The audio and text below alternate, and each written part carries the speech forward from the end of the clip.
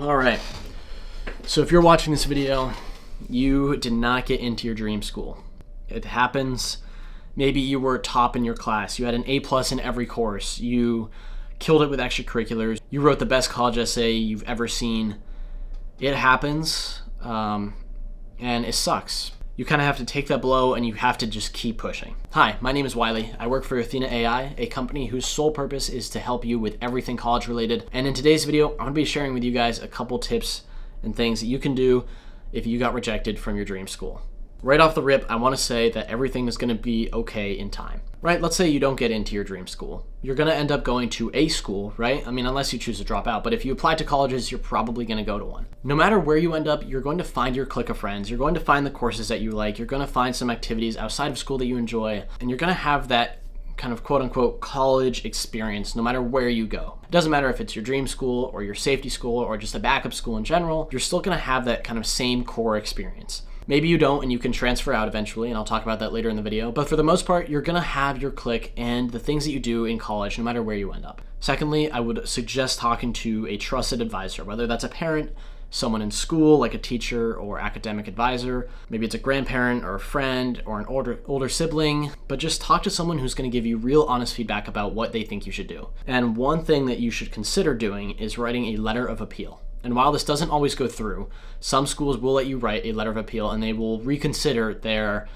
decision on your application, right? Let's say I felt like I was missing something from my college essay or my Common App. I could write this letter of appeal and I could include that in it, send it out, and maybe, just maybe, the admissions officers would change their mind and say, okay, we'll give you a spot in our school. I'll be honest, this doesn't usually work, but it is worth a shot if you feel that that college or that school was your number one spot. You know, you feel like you wouldn't fit in anywhere else. You have to be there.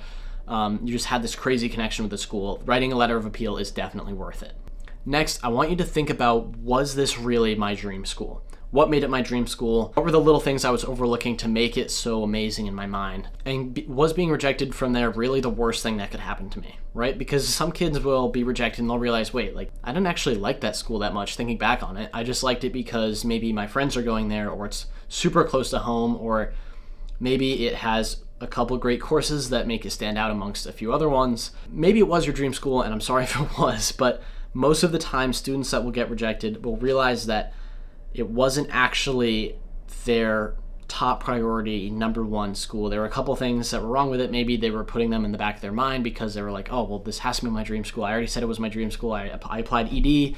I did all of these things. But if you had this rock in your stomach, you can talk to your trusted advisor about it, write it down on some paper, and it might actually help rule out other schools that you've been accepted to, right? Like, oh, like that school was kind of like my dream school in the way that it was this, and I actually don't like that, so I'm not gonna go there. That was a terrible example, but you get my point. All right, so transferring, it is not a bad thing at all. If you go to a school, maybe you didn't get into your dream school and you go to a different school and you hate it there. Maybe you have a terrible roommate, maybe you have bad classes, it's hard to find friends, you just don't like the environment, you don't like the location for any reason. Transferring happens all the time. In fact, around 1.2 million students transfer every year, so it's not like you're not the odd one out. I know, like, it seems like, oh man, you're wimping out of this school, but you're really not. Like, people do it all the time. Don't feel isolated to do it. It might happen to you. Even if you end up getting into your dream school, you might be like, wow, it sucks here. Like, can I please go somewhere else? Yes, you can, because that's how it works. You can literally transfer out and you're gonna be fine. Studying abroad and taking a gap year are also some very readily available options for students. There are a lot of like year-long programs in different countries that you could go to study, and I think that's a really great thing. Especially if you got rejected from your dream school and you're just like, okay, like, I need a break. This is too much. I just need to do something else. You can take a year to work. You can go abroad. It'll all work out in the end. And that's kind of what I want to wrap this video back around to, is that it's all going to be okay in time. You're going to find your college. You're going to find your people. You're going to find your major. And it's going to be okay. No matter if you got rejected from your top 3 schools, your top 4, maybe you even got rejected from your top 5. It's okay. Everything will come around together. All right, well, that was today's video. I know it's kind of short, but thank you for sticking with me through it. And if you got rejected, don't worry. It'll be okay.